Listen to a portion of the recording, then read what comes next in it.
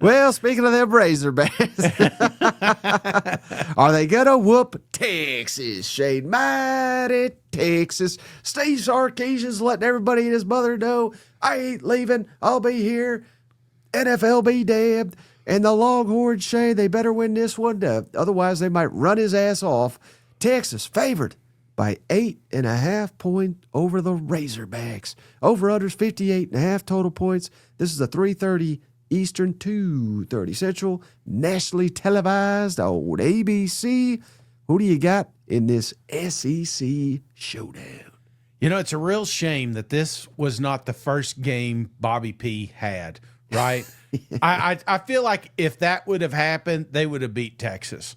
This Arkansas team, yes, they have played a lot of really close football. They have played really good at times, but here lately, not so well, right? And mainly Taylen Green, some know him as Talon. You know, I feel like this is a guy that when he is on it to the tens, he is unstoppable.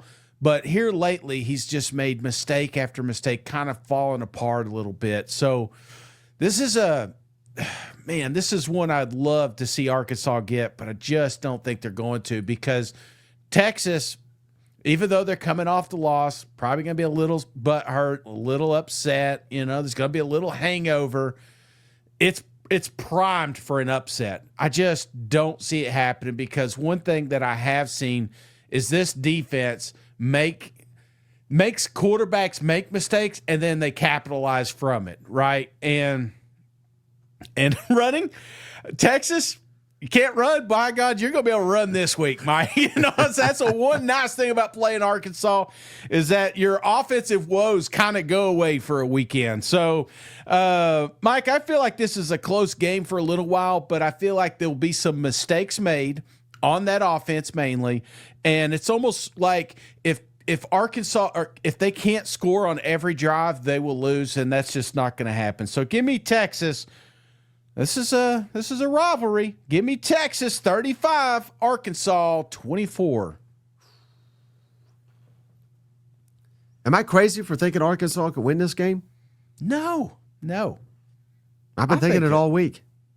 I'm right there with you, man. Texas fans are like, well, I mean, if you've watched any Arkansas games, they give you a heart attack, man.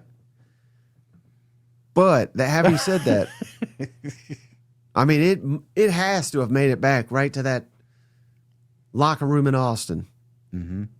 That the team that just whooped your ass came out here and said, hey, you know, we ain't just handing out checks out here. You know, right. We're checking manhoods. And he said that right after he whooped your ass. I think that was a clear sign that Kirby Smart, at least, views Steve Sarkisian's program as soft. Yeah. So, again, if you can't respond to that, you know, I am worried Texas looking ahead, A&M, all that big game. But, again, when the opposing coach had just whooped you, kind of calls you out, that was kind of a tipping point for me. I mean, Texas has got to respond here. And you're right. I mean, Arkansas, they put up so many good fights. Mm-hmm. How much more fight do they got left in them? And last week, we both put all our chips on the table. 2 weeks to prepare. Battle for another rivalry, the Golden Boot. Getting them early. It was perfectly set up. You jumped on LSU, 14-0. You still lost. I know it was only by one, but again, it was just backbreaker, another backbreaker in a season of backbreakers, Shade. So can Arkansas really get up off the mat?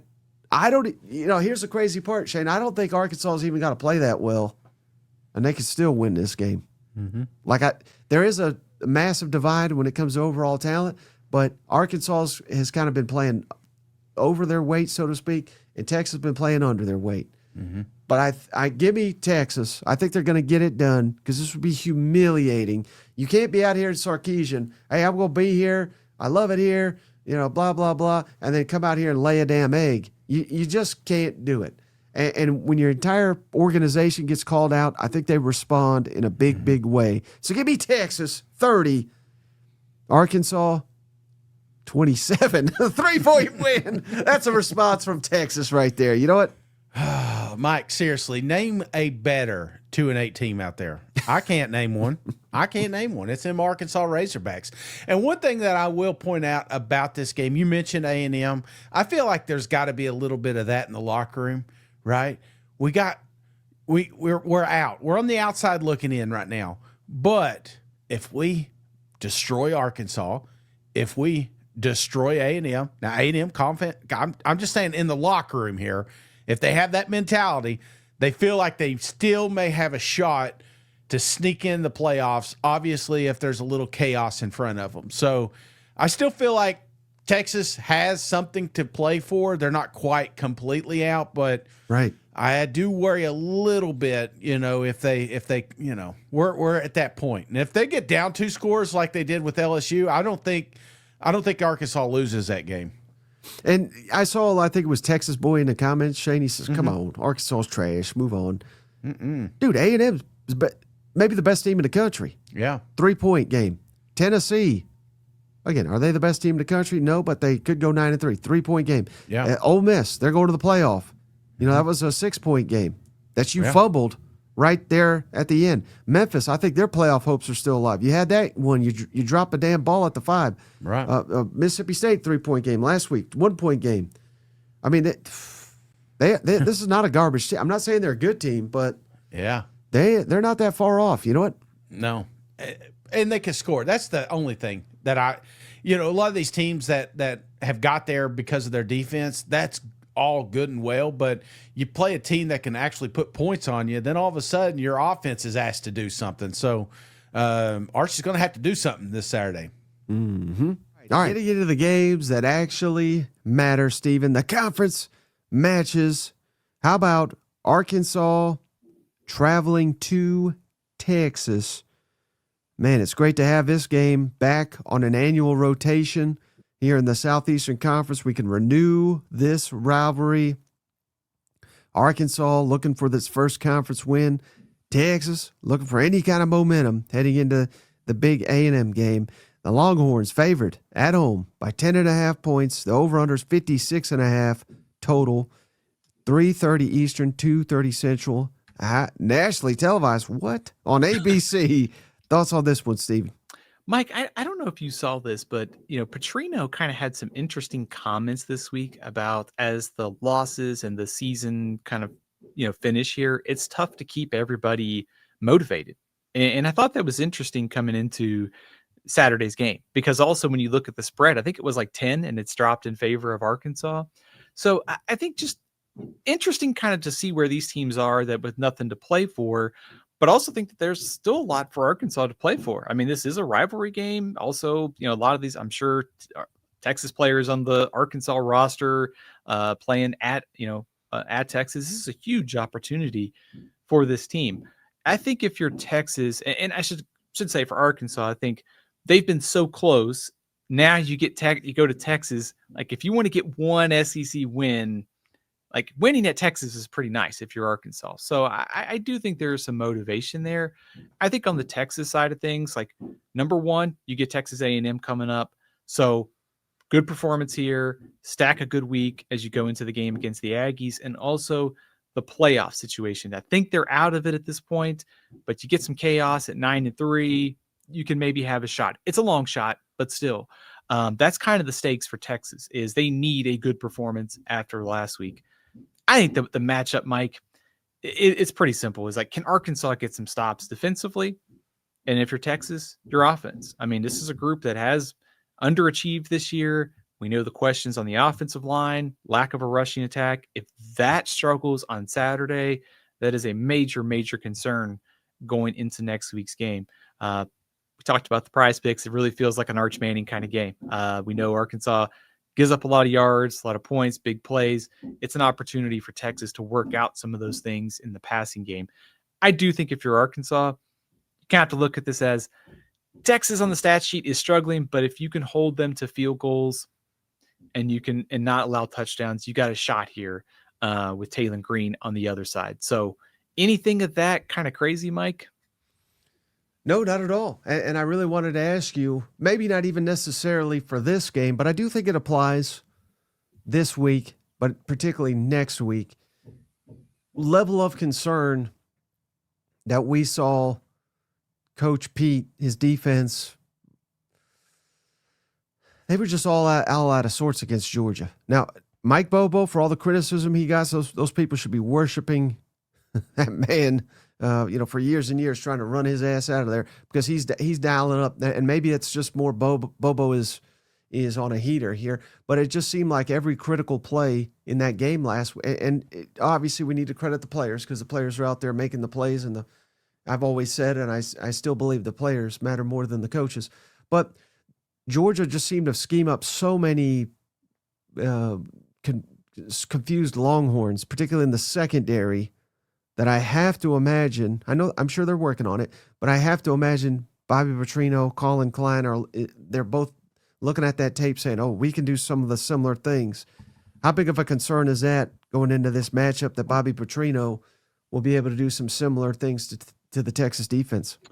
I think you have to be concerned because, number one, if you spend your time chasing around Taylen Green and he makes a couple plays and you get a defense that gets a little tired on a drive, and then all of a sudden you got to mix up in the secondary, there's a big play. I also think Anthony Hill's supposed to be out on Saturday too, which is a big loss. I mean, the second level of that defense. So they've already had communication issues. Now you take away one of your best linebackers. Also, I was trying to frame this the right way, Mike, but I think they were a top 5 defense last year in success rate of Texas, and they are like closer to 50 this year. So there has been a performance drop off, and allowing 30 points in 3 straight games with some of the communication and injuries. I think if you're Texas, it'd be good to get a bounce back here against Arkansas, and if a good showing here. Arkansas is one of the best offenses in the SEC. I mean, this would be a strong way to head into that A&M game if you can do so. And there's also a lot of questions, Stephen, fair or not, that Texas is a team that plays down to the level of the competition. And, the toughness, the physicality, that is a little bit of a concern as well, as exploited by Kirby Smart and even Billy Napier and company at Florida. So, Arkansas, where I know we get enamored with Taylen Green and Mike Washington, and I know Omega Blake's having a good year, but arguably their best positions are offensive and defensive line. So I'm not saying they're going to dominate Texas by any means, but if Texas plays down to the level of the competition once again, and they're unmotivated after a tough loss and hearing they may not make the college football playoff, I would not be stunned. I'll just say that if they drop this game. I think it's just dangerous because Arkansas just keeps fighting. Like they just keep getting to the doorstep of winning some of these games. And if you keep knocking on the door and you keep having close games and close losses at some point, right? Like you're going to get one of these. And so the timing of this game is not great for Texas because you get the game against Georgia. Now you got to worry about Arkansas where everybody else is focused on Texas A&M. So the timing really doesn't work out in their favor. And Arkansas just being so close, bringing a quarterback of Taylen Green's caliber. But also, Mike, you mentioned it. This Arkansas offensive line probably underappreciated nationally for how they've played this year. So you add up a team that's got a good offensive line. They can match the physicality. They certainly did last year in Fayetteville. If Texas, this is a game in the fourth quarter, I would be very, very nervous if I was Texas because Arkansas could easily steal this one. All right, Stephen, moment of truth. Who do you got winning? I don't even know if I have to ask that, given that your affinity for Arch Manning, but just go ahead and tell us anyway.